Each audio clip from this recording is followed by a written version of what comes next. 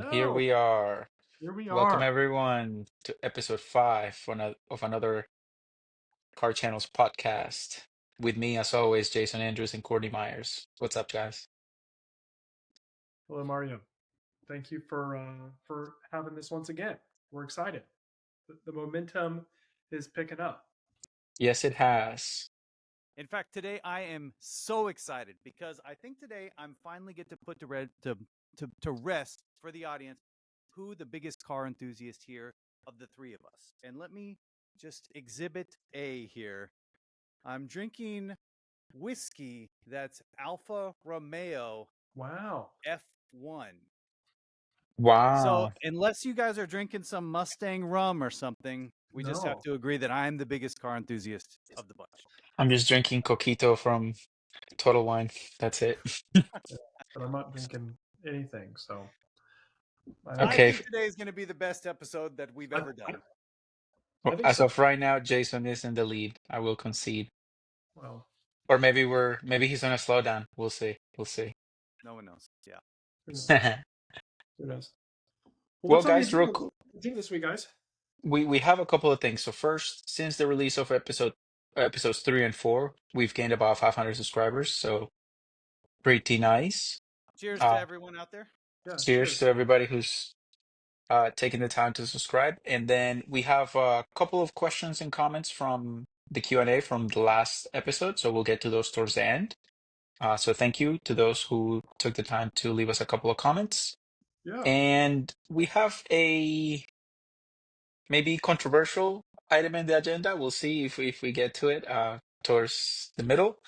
Uh, but I'd like to start with a couple of things. But first, I want to pass it on to Jason since he seems to be so sure that this is going to be our best episode yet. So I want to see Yeah. if he's got anything in the See if you can pipeline. set the tone. Yeah. All right. Well, let me start off with the saga that has become this Rivian Hurricane junkyard project.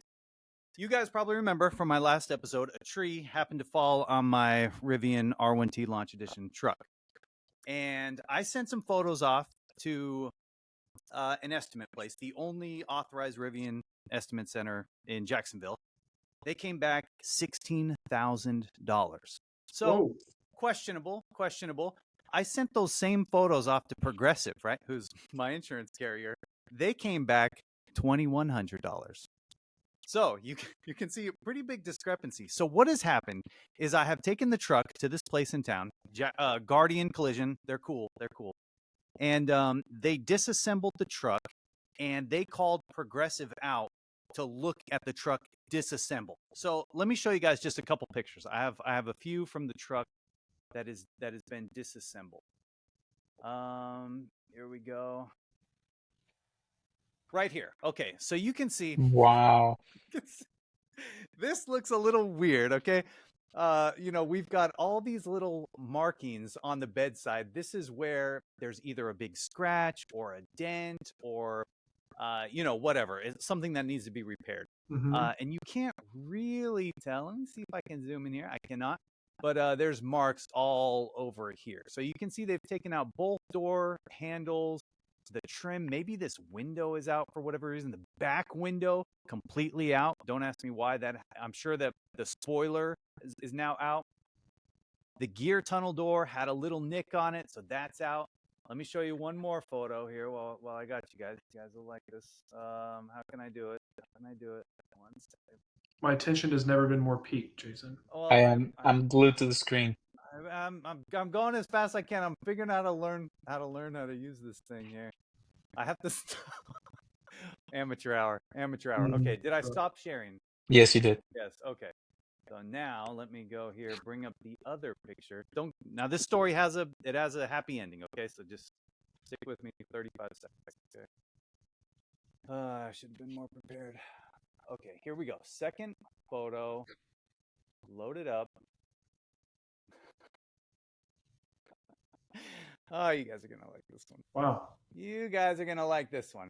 Okay, here we go. So now Ooh. you guys can see basically full disassemble of my Rivian R1T Launch Edition 835 horsepower quad motor electric pickup truck is now basically completely disassembled, which for whatever reason, right? So they disassembled this thing, and the original estimate they sent back was, like I said, about $16,000. Now that they've disassembled it, they sent me over a new estimate, $26,000. So pretty mind blowing. Progressive came out, and they're gonna pick it up. That's Somehow awesome. they sweet talked them. Cool. I mean, that's about like half the price of I what I was paid just for gonna the say truck. you're close to Yeah. half of the value of the car. So I was like, what the heck is going on? But I'm not the first person that's had a minor little fender bender thing with a Rivian that's been just an astronomically amount of damage, like value to repair. So I don't know. There you go. Buy a new Rivian. Somebody opens their door into your door. That's $10,000. You get a scratch on the bedside. That's $10,000. I don't know. I don't know if their supply chain or whatever is going to be better in the future. Insane though. If this would have been my Honda or the Mustang or whatever, it's not even worth claiming probably, right? The deductible, probably not even worth it. So Wow. that's where we're at. I'm very happy. They've got all the parts ordered from Rivian. And maybe in another week or two, I should have the truck back, probably better than it was.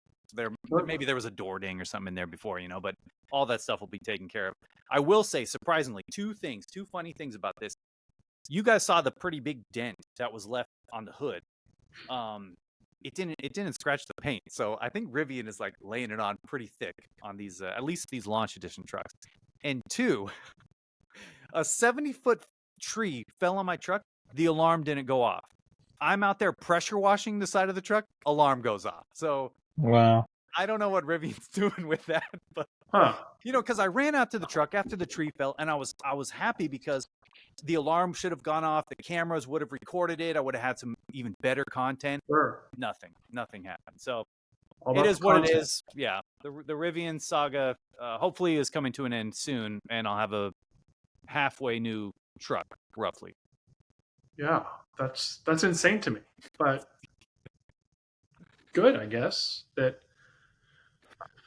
as long as you're not waiting on parts for 6 months.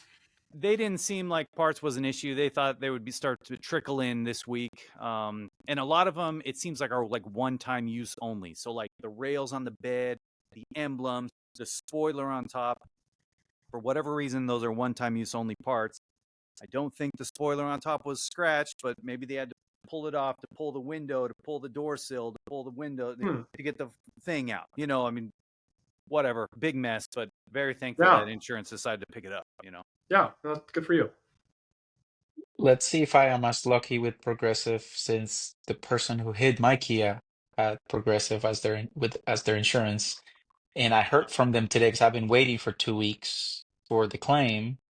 And I got the phone call today and they told me that the reason it's taking so long is because they can't get a hold of the insured. And so they're like, even though there's a police report, even though there's all these things, we have to give them a certain amount of time to reply with their side of the story. And so they have until this upcoming Wednesday. And the outcome doesn't really matter. They just need their story for their file to be complete so that they can start the repairs. So the guy called me today and he's like, I'm sorry, just wanted to give you an update. Da, da, da, da. So until Wednesday, I don't know what's gonna happen with my car. He told me he's like, they're at fault. They're gonna fix it. No big deal. But that's when I'll find out if I'll have a car or won't have a car for X amount of time. So what do you do? Are you daily driving the M3 right now? No, I'm driving the Kia with the banged up door. Oh, you are. Yeah, I just can't open it. The door. The right rear door won't open. So putting a kid in the back seat is really interesting, and yeah. I'm daily driving this Honda S2000 back here and loving life for the most part. I was just gonna ask since you didn't have the Rivian. Well, except for like the thing I've learned over the last week or so of daily driving the Honda S2000 is like we all know, it's an incredible performance enthusiast car. It is not the best like commuter get stuck in traffic. Believe that 100%. It's small. I had to go basically to St. Augustine the other day for work, and I'm in the car. I'm in uniform, so it already feels like claustrophobic. I'm sitting in traffic on the highway. I'm just like, oh, this is so annoying. But then I took it out today. I took it for a rip with the top down. The weather's perfect. I'm like, oh yeah, this car is a dream, you know. But Right. yeah. So, anyways, I'm That's thankful I awesome. have it. Yeah. Yeah. While we're talking about the Rivian, I came across today, I came across a Golf R, 6 speed, leather, you know, low miles, good color. And so it reminded me that you got rid of yours for the Rivian. And I wanted to ask why. I know we touched on it before, but was it, I remember you mentioned you wanted an EV as your daily, and because for you it made sense. But was there anything about the Golf R that you said, you know what, this just isn't doing it for me as a daily commuter? Yeah, I mean, I'm an old man, and I've got taste and style now, and the Golf R is like a little tuner cult performance. And for fun, whatever. I mean, the Honda's the same thing. The Alfa Romeo is a little bit. I think it's in a different league, but I don't know. I sort of felt like a little. I don't want to say ricer, but like I I don't know. I just wasn't resonating with that car at all. It was nice. The doors closed solid. All the touch points were good. The leather was good. The car was like relatively quick for what it is.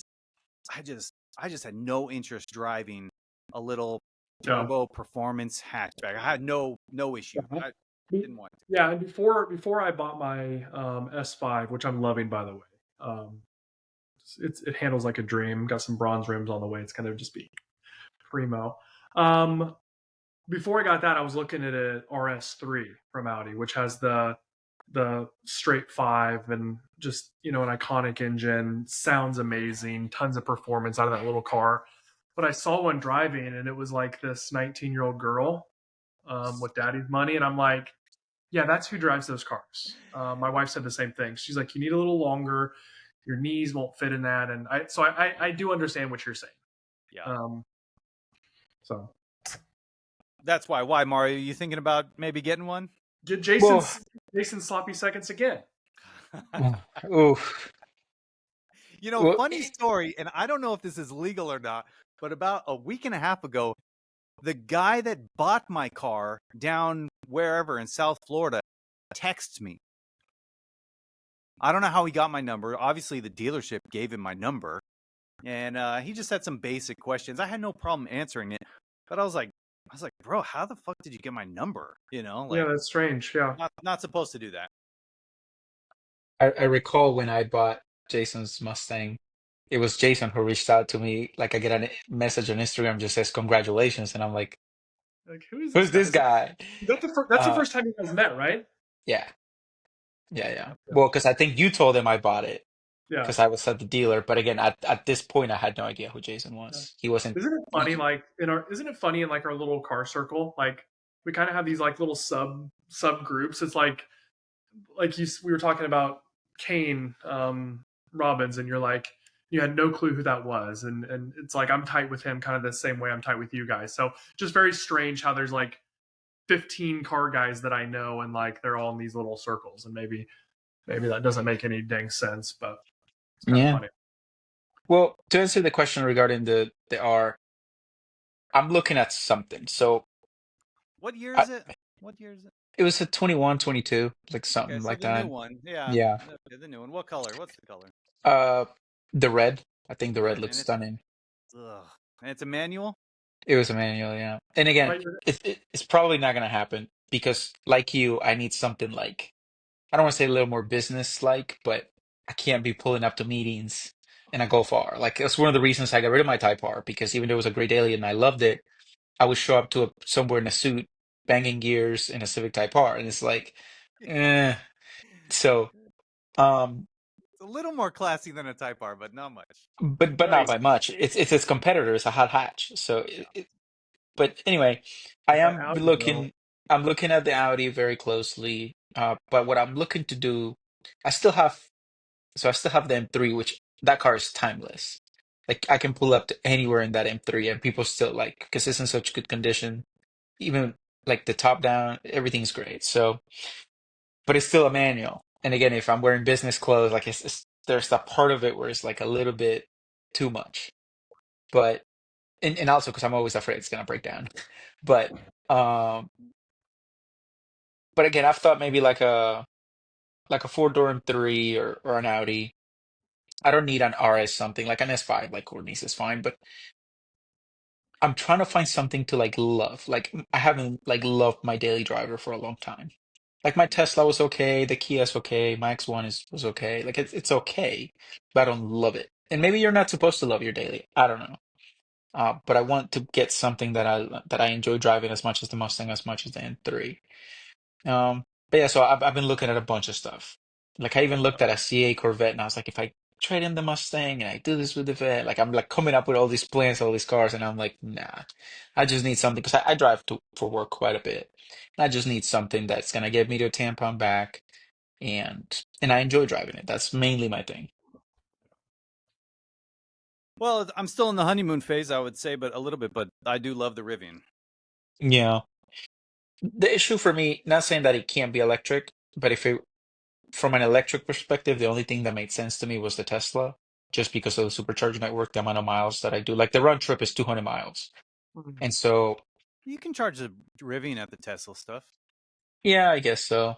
I have You can seen, you can trailer your race car with the Rivian. You can air up your tires with the built-in compressor. You can. Oh, that's cool. I didn't know Yeah, that. yeah, there's a lot of pros to it, you know. But if somebody opens their door into your truck, it's going to cost you 50 grand. So Cost you 20 grand, and yeah, that's yeah. yeah, about a year ago, I saw this guy on TikTok who got rear-ended in a Rivian. And I think it was somebody in Jacksonville, if I'm not mistaken, because he got a quote. He got an insane quote. It was like 20 grand to fix this dent. And because again, they had to take it apart like yours and this with this whole thing. And this like um dent repair guy who's apparently famous in your area, I'm not sure, did it for like 200 bucks. And so the guy became like, he blew up on TikTok because that was the whole thing. Rivian wanted 20 grand to fix my truck. This guy did it for 200 bucks and he looked perfect. I'll see if I can find a clip and send it to you. But yeah, that's great. yeah. Courtney, any updates from you? I know your engine was shipped out to Yeah, so somewhere. let's shift over and answer our viewer question. So whoever that was, I don't have it pulled up. Thank you for asking I asking will them. I will read it off, so stand by. So the Maria? question, Maria, that's correct. The question for Yeah. Maria was question for Courtney, because it was a two-part, well, one for Courtney, one for Jason. After your engine's back, what's next? And then the question for Jason, give Jason a little bit of time to think about it. We don't hear much about your Alpha. What are your plans? These questions came from the same person, Yeah. Yes, Maria. Maria, correct. Yeah. All right, Maria, thanks for the question. Yeah, thanks for the question. Okay, so when my engine is back in 2027, that's what it feels like at this point. Um, step one is put it back in the car. Step two is headers, E85, tune, clutch, maybe drive shaft. Everything before drive shaft is confirmed, but definitely up to clutch. Um, and I'm going to make sure I break it in nice and slow, and then just track its ass off. Like that's my goal with that thing. I eventually want to get a full cage in it, and just keep pushing it further and further. I'm going to start running Michelin slicks as opposed to the Hoosers. And really, my main goal for 2025 is get to some new tracks. So 3 or 4 new tracks that I've never been to. Sebring, no exception. Daytona, no exception. I'm craving to go to Road Atlanta, and just kind of getting that next level of driver. I don't have any plans to do wheel to wheel with this car. It's going to be a track day only car for me. If the opportunity presented itself to get like a Mustang GT4 and race that, I would. But this is just gonna be my fun toy as long until I get bored with it. And then if I ever did get rid of the 350, which I don't really see the plans that I have for it is going to get it up there with any GT4 car. So, um, but if and when I get bored of it, that's where I'd be looking for kind of the next level. So a factory built race car, or something like an R8 that I can turn into a track car just because I love Audi. Or of course, there's the standard 911 Porsche, but it seems like that's everybody's track car goal, and I'd love to go smoke them in an R8 that weighs 1,000 pounds more. So that's kind of where I'm at right now. I'm one day at a time trying to get that thing back. Awesome. Yeah, And just real quick to touch on the fast Mustang thing. I just want to give credit where credit is due. Here we go. Let me just share this screen real quick. You guys saw that our buddy Serpent Stang, he won the Grid Life Unlimited Championship this year in his wow. GT 500. And I mean, this car, absolute rocket, right? Absolute rocket. Mm-hmm. Yeah, I don't know the guy, but I've been following him on the gram for a while. And Time Attack is super interesting to me. There's that car, Guy Ferris and his Yeah, Corvette, yeah. and yeah, just insane amounts of power. I mean, these cars couldn't run. And I'm just talking crap here. I don't know, but I doubt they could run a full race, because of heat and whatnot. But go put them out there for 3 or 4 laps. Super sticky tire, obnoxious aero. Because the car we were just looking at has what 11 or 1200 horsepower. Yeah, I mean, it's That's a twin nuts. turbo converted car. Yeah, so like they have drag, like they're faster than some drag cars, but they have such sticky tires, such good suspension, such insane aero that they're putting stupid times out. That car would do a 1.6 at the firm, like no doubt.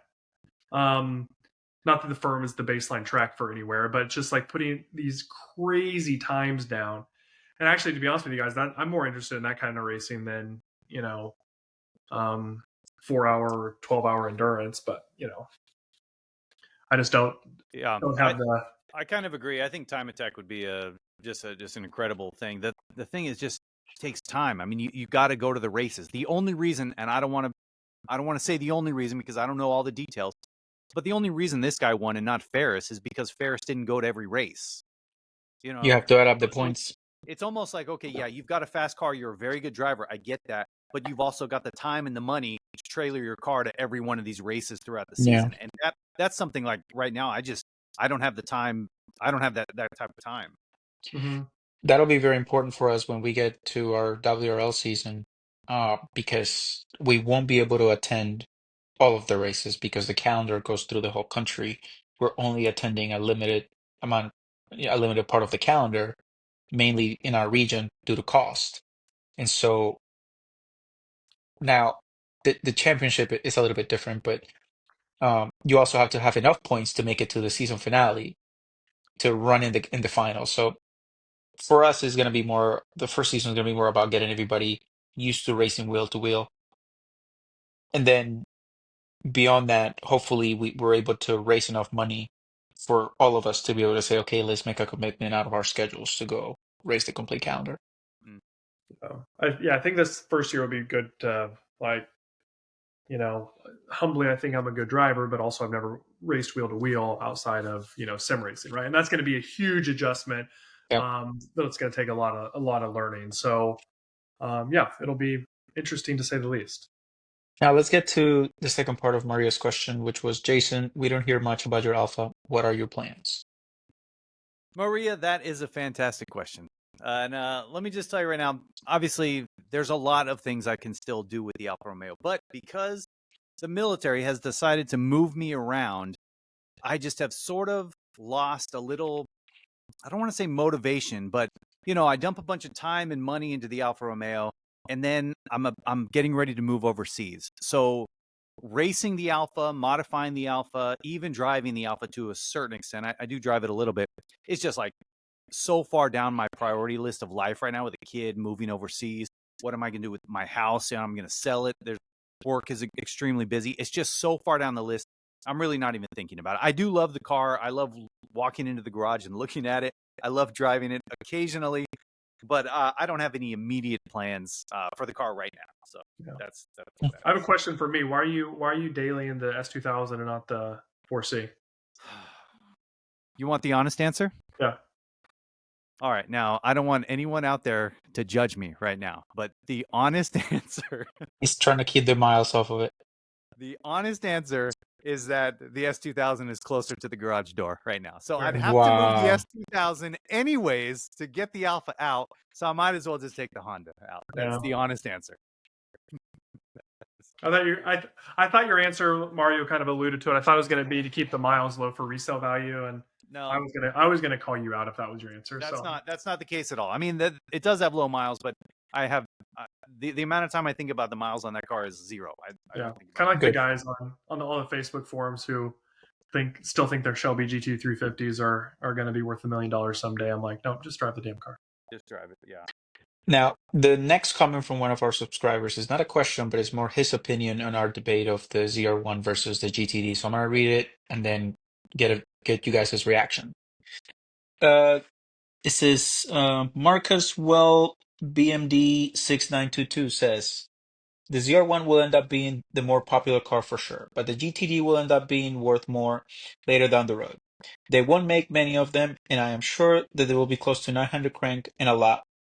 And at that point, whether it's 900 or 1,000 horsepower, the car putting it down better will be better every time. I've seen cars with double the horsepower of those cars that are higher, that are lighter with all-wheel drive, beat the brakes of way more powerful cars. Just look at the way a 400 or 500 all-wheel drive horsepower BMW moves out. So he's basically kind of agreeing with us. We'll probably see more of the ZR1s and things of that nature as opposed to the GTDs. But what's you guys' opinion? Uh, okay. Well, first of all, neither one of those cars is going to be all-wheel drive, and I think the C8 has proven a lot of people wrong as far as putting power down to the ground. I mean, Mm-hmm. they're fast, and there's more weight in the back of a C8 than there is of the Mustang. And so to come out and say there's gonna be better traction in the Mustang, I think that's probably not true. Um, they're gonna be fine. The Mustang is gonna be the best Mustang ever built. It's just still just gonna be a Mustang. That's just souped up. Yeah. I'm sorry. Real quick. So we recently had the Blue Angels Air Show on NAS Jax, and as a part of that, they bring out like I don't know, half a dozen supercars, and they do like rides and stuff up and down the flight line. They race fighter jets, things like that, right? Kind of gimmicky stuff. I'm sitting at the stoplight, right? I'm in my truck this time, so I have no street cred, but I'm sitting in my truck, and on the other side of the intersection, I see three cars. I see a blue Huracan, I see a lime green GT500 track pack with white stripes, and I see a silver 458. Okay. And right now, the GT500 carbon fiber track pack, lime green, white stripes, that's probably the loudest, most flamboyant attempt at like attention grabbing car that Ford Mustang, right? It's a Mm-hmm. loud color. That car just looked like normal traffic between the Lamborghini and Yeah. the Ferrari. Like Mm-hmm. Yeah. it was like, oh wow, Lambo. Oh, what's that thing behind that boat? Oh, that's a Ferrari. It was insane. I mean, the thing is 3 foot taller than the other two cars. It's nowhere near as wide. Like, and I'm worried that the Mustang GTD is going to be the same thing. It's just going to be normal traffic at the end of the day. Some grandma picking up their groceries is going to look over and be like, "Why is that big spoiler on the back of that Mustang?" Like, it's not. It's just going to be normal traffic. It's going to be fast. It's going to be cool. I'm not completely hating on it, but it's not a bespoke car, and because of that, it's never going to be as special as something like the Ford GT. So do not say it's going to run up in value like that car did, because it's not. I think I agree with that. those of us who know what it is will be like, "Oh my God, there's a GTD." But again, our significant other sitting in the passenger seat will be like, "What's up with that Mustang?" Like that's gonna be the reaction, and that's gonna be it. Versus a C8 of any kind. Like if you see a C8 in traffic from far enough away, you're like, "Oh, is that a 458 coming?" And then it gets closer, and you realize it's a C8. But Yeah. That um, can pass as a supercar. The GTD yeah, can. yep, that's for sure. Awesome. Well, let's get to the controversial part of the podcast. Um, Before we started recording, Jason asked me a very, very important question. I think it affects everyone. And the question was, who are we voting for? And, Ooh. with election being, I think 2 weeks away, if that, I think, Next week, uh, next week, 4 or is it 5 next days. week? Yeah, yeah, Yeah. you're right. I already did the mail-in ballot. I voted in person, I also already. voted. So all three of us have already voted. So yeah. I'll take the hit first. I voted for Trump. I am not apologetic about it. I think the best chance we have as a society to not continue go down the spiral that I believe we're in is to vote for Trump. Yeah, I also voted for Trump. And mainly, I don't fully agree with either candidate. Okay, I don't fully agree with every single thing that they say. I will say I do appreciate when Trump or Vance or somebody goes on a show like Joe Rogan and just sits down for 2 or 3 hours and talks shit. Like, I really like that. I can appreciate that. The biggest problem for me is with the Biden and Harris. I hated the censorship that they did Yes. throughout the COVID stuff. I completely hated it, and then you had Elon that hated it so bad that he went and bought his own platform. Trump Mhm. made his own platform.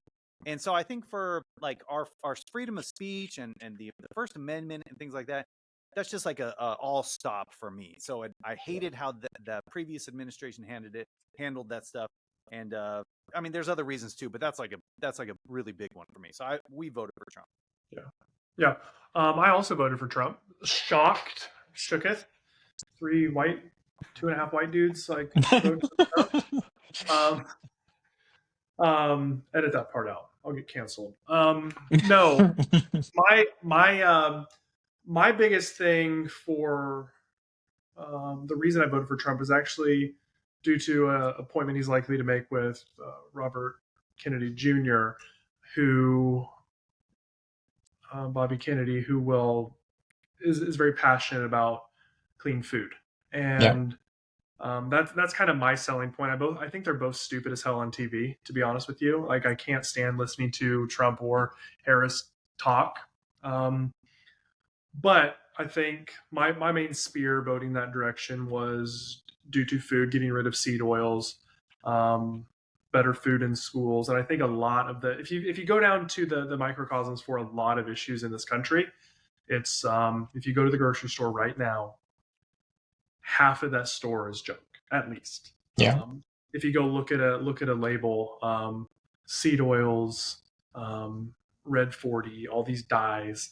If you go look in your pantry, myself included, some of it, we eat pretty clean, but if you look at any ingredient list, it's trash and um, causes obesity, other health issues, which health issues lead to other issues, and then what we're feeding our kids leads to issues in schools. And I think it just compiles. And if you compare how we were eating 30 or 40 or 50 years ago and diseases and all that stuff compared to how we're eating now, I remember this. There was a statistic recently, and I don't remember exactly what it was, but um, X percentage of U.S. males 30 years old would be eligible for military service. It was like a high Yeah. percentage due to they couldn't pass a physical or they overweight or whatever. And that's just kind of scary. And I think a healthier nation is a happier nation. And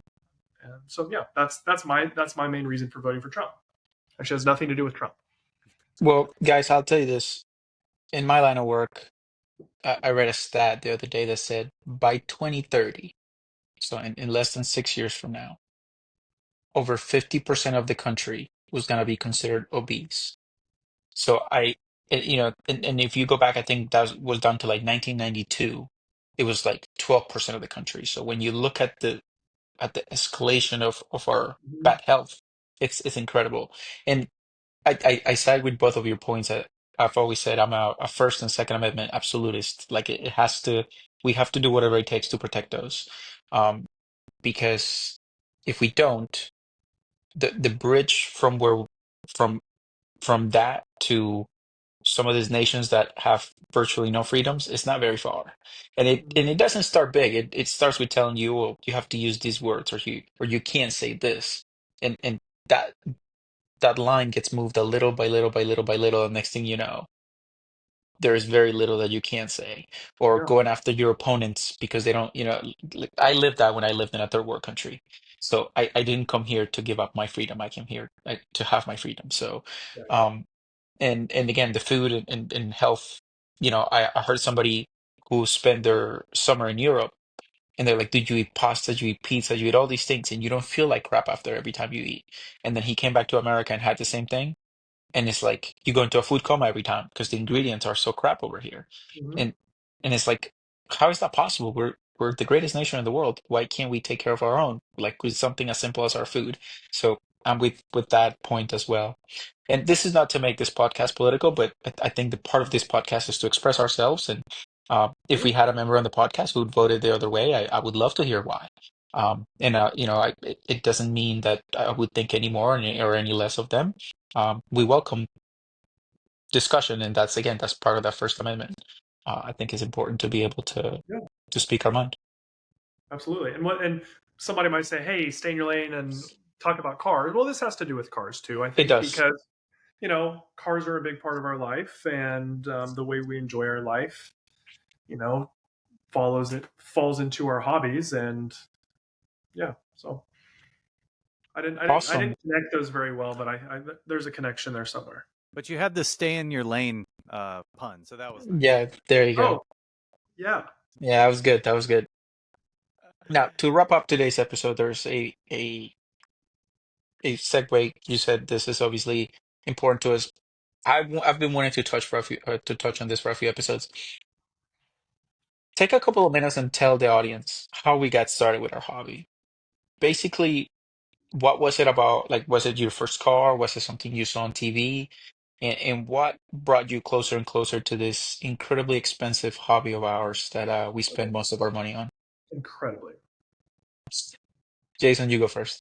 Yeah, I can jump right in. I remember it like it was yesterday. 1994. I was in Colorado and I pulled into a Walmart parking lot, and there it was, a red Dodge Viper. You know, the first year First Dodge gen. Viper Ooh. didn't have the top. You know, it was still plastic windows, and I was just blown away. And ever since then, I've kind of been chasing that stuff. And even I started my YouTube channel. I had a Dodge Viper at the time. You know, I love that car. I love what it means for a driver to drive a car like that, and that was really the catalyst that sparked me to get into cars.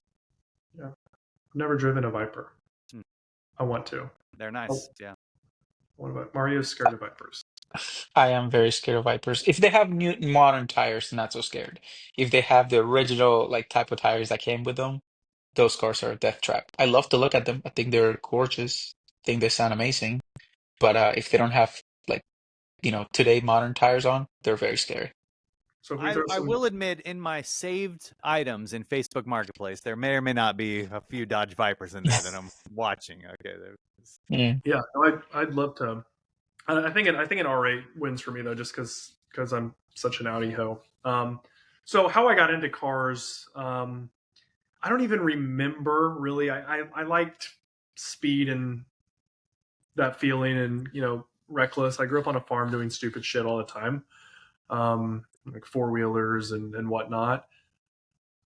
And my first car ever that I had for a while was a um, Ford Crown Victoria Police Interceptor. So like one of the old cop cars. Yeah. Still had that little cutout in the thing where they had the little light. Um, didn't have I think it was a detective's car, but either way.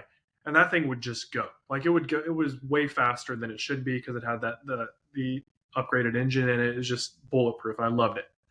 Um, but it looked like a cheap college kid's car. And when I finally got a little adult money, when I started working at the bank, um, I was friends with, or I worked with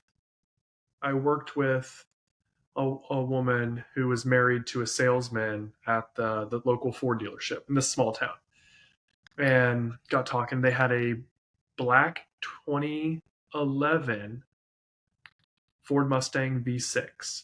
That was my first like sports car, Hmm. and I had that thing forever. I loved it. It looked cool. Um, Long story short, I ended up trading that in for a GT. So I had a bright or an or whatever the orange color was, 2015 Mustang GT. Had that for a while. Had the premium pack with the 20-inch rims. Just loved it, and had a short little bit where I had a Volkswagen Jetta because I was trying to be more frugal. So I got a cheaper car. Didn't make sense. I just decided now, instead of being frugal, I just make more money. It's a lot easier that way.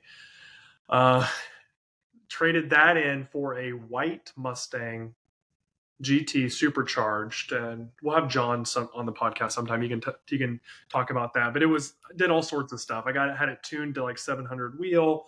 I had it cowl hood, drag pack. I was one of those guys. Had the half shafts, drive shaft, new clutch, flywheel, all that stuff. Had that for, I don't know, a year maybe, and then I was parked out in front of a bar and walked in one of the salespeople at Ford here in Jacksonville, and we got talking about cars, and he's like, "Hey, is that your Mustang out front?" I said, "Yeah, it's cool, isn't it?" He's like, "Hey, we just got in a GT350R," and I told him, I said, "How much are you asking for it?" They said 63. I bought the car that night at the bar. Wow. Right, Wow. drunk off my ass, bought the car right there. He called the salesman. I put down a deposit at the bar, signed, and got it Monday. Like, because I was like, I'm like, "What's wrong with it?" He's like, "Nothing." I'm like, "How many miles?" He's like, 3,400. And I didn't even look at pictures. Like, I knew what color it was, but when I bought it, I didn't know what color it was. Right. So then when I bought the 350R, I'm like, I have a track car now. Right. I just wanted it because it was a better Mustang. Right. Yeah. But I had no intention of tracking. I didn't know it was a thing. But then I bought the car, and I'm like, shit, I got to get this thing on a track. And then I found the firm, and the rest is history. So that is my starting to I'm a track rat story. Very nice. For me, like Jason, I remember it like it was yesterday. It had started because my father had a 1970 Mustang, like the fastback. And believe it or not, that's, I never really got to see it, but it was like a story within my family. And so like every time they would talk about my father's Mustang, then there was no Google at the time. So I went to like a library and found a book, and then I saw what it was, and I was like, oh my God, this thing is awesome. And my father was a bit of a speed junkie. He had like a couple of in Colombia we had the Mazda 323 and the 626. They're like turbo, and they come with like a little turbo button in the dash, and it opened the wastegate, and he gave you like an extra, 5 PSI. Um and I learned how to drive a manual at a very young age. I was like 6, 7 years old. Like my father would sit me in his lap, and then I would do the gears, and he would do the clutch. And then fast forward to year 2000, Juan Pablo Montoya, he got into F1. And I remember they showed a clip of an F1 car at Indianapolis going in the oval, and just that V10 engine. And the first time I heard that noise, it changed my life. I was like, that's what I'm doing for a living. And then obviously he got into F1 the next year, and it was all about the Colombian driver in F1 and watching every race and Yeah. understanding aerodynamics and engine power and all that. And when I moved to the US in '05, believe it or not, my first job was cleaning two dealerships. It was a Saturn dealership and a Volkswagen dealership. And I used to say like, oh, one day I'm gonna work at the dealership. And short time later, I was actually a tech at Volkswagen. But I just sort of started buying and fixing cars. And by the time I graduated high school, in 3 short years of high school, I think I had already owned like 12 cars, just because I would, you know, Craigslist back then and make lowball offers and buy them broken and fix them. Like my first flip was uh the Mercury Grand Marquis, which is the same police interceptor, like coordinate like the Yeah. one you had. I bought it for $60 and I sold it for $1,000. That was my There first you go. flip. And just did all that until I got into like the import stuff. Like I bought a CRX, and then I bought a Civic hatch, and then a Civic coupe, and engine swaps, and all that started happening. Then I started working at performance shops. Next thing you know, I'm in college learning this stuff. And then obviously in between all those, I was go-karting because it was like the only type of racing you could do when you were young. And then I did a little bit of autocross, and I was terrible at it. Like every time they would put me in the like to do the like in a parking lot, like in a course, I would take every single cone with me. Yeah. They were like, "Dude, you have to turn the wheel," and I I was would like, do this. "Ah, it's not turning. I don't know." And I was like 14 years old, and it's just the love for racing and the love for the sport. It just evolved over time. And I think as of last year, I think I have owned 40 cars, and I Nice. just like, yeah, it's just have them for a couple of years and get bored and buy something. I think a And Kraken is cheaper. A crack addiction would very much be cheaper, but it's one of those things that I think the engineering behind it is what really like drives me to see the engineering feats that some of these companies like accomplish. I'm probably always going to be a Honda boy at heart. I've said that many times. I love Honda, but I don't think there's a brand that I'm like, oh, I don't like those or I hate those because they've all done something that is incredible. To think again, think of like the first gen Viper. Like go back to 92, I think it was, or 94, whenever it first came out. It was a marvel of engineering. We look at what McLaren did with the McLaren F1 in the 90s, or the 4GT in the early 2000s. Like all these cars that have come about, or just like we talked a couple of episodes ago, back when the Bugatti Veyron came out, and it was like 1,000 horsepower in a production car, and now the C801 is like, oh yeah, no big deal. And so like work like so I think it's the engineering that always blows my mind, and obviously people a lot smarter than me come up with those things, and so I just appreciate them and love them all. Yeah. Well said. Yeah, Well said. awesome guys. I think we're kind of running up on time here. um Great Yeah, our, episode, Jason. I think our you were right. the engagement's fading, and the one guy who's like a 44-minute fucking ad. Well, That was a it's a great good one. comment. Yeah, that was funny. That was funny. So if you're That watching this, was dude, funny. well, I think Jason was right. I think this has been a great episode. Not just great. Any This has been the best Okay, episode we the have done, best. hands He's down. the Better every he time. Hands he's down. he's the best car guy. This is the best episode. Uh, but before we wrap, tomorrow Courtney is picking up his new toy. Oh I'm yes. gonna I'm gonna let you tell the audience. I don't want to spoil it. And I'm gonna be taking the GT350 on slicks on track tomorrow. So Yeah. Courtney, tell the audience Yeah. since you seem to buy a car every episode. So tell the Yeah. audience That's what true. your new toy is. Yeah. That's true. Well, so next week we can recap on this. So I'll just do a quick little teaser here. Um, our favorite track, The Firm, posted that they were selling 3 of their Miatas to pave way for 370Zs or 350Zs or whatever Zs is the thing. So $5,500. I bought a 2001 Miata with a roll cage, Sparco steering wheel, and coilovers, with forged race wheels, decent tires, and an upgraded radiator. So, Yeah. I could like I don't know the Miata market, but that seems like a pretty dang good price. That is a good Um, deal. and really, it's for my father-in-law, Troy, who has kind of been out to track days with me and seen it, and he's like, hey, we kind of talked about him getting into it. So this is for him. We're actually splitting it down the middle, so pretty low investment. And yeah, gonna pick it So up. like the Mustang GT350R, have you seen this car yet? No, Do you know what color it is? I've seen pictures. It's black. Yeah, Black. I was gonna I've say seen. it's black. Yeah, It's a hardtop car? uh-huh. Hardtop, yeah. Hard top with a yeah. Is So street legal or no? yeah. It is, yeah. So If you think about it, the roll cage alone is like 2 grand. So like it's a great price. well, and the coilovers aren't cheap. Well, it depends on what brand, but yeah, because eBay coilovers are $400. So Yeah, it depends on the brand. But yeah. again, at something like a roll cage, if it's done properly, it's a minimum of 2 grand just in Yeah. like labor So and parts. yeah, and I think the huge benefit is consumables just so cheap. Oh, dude, what you pay on tires, you buy 2 engines for that Miata. Yeah, total exactly. Yeah, it's been whenever I get new tires, it's been thousands of dollars for the 350. I But wonder if this is going to be a turning point in your career. Like I don't Like think a I could aha go back moment. to a big heavy car, after going to the S2000, now the Alfa Romeo. And didn't our buddy with the blue GT350 who blew his motor, now he's yeah, racing Miatas? Dan, yeah.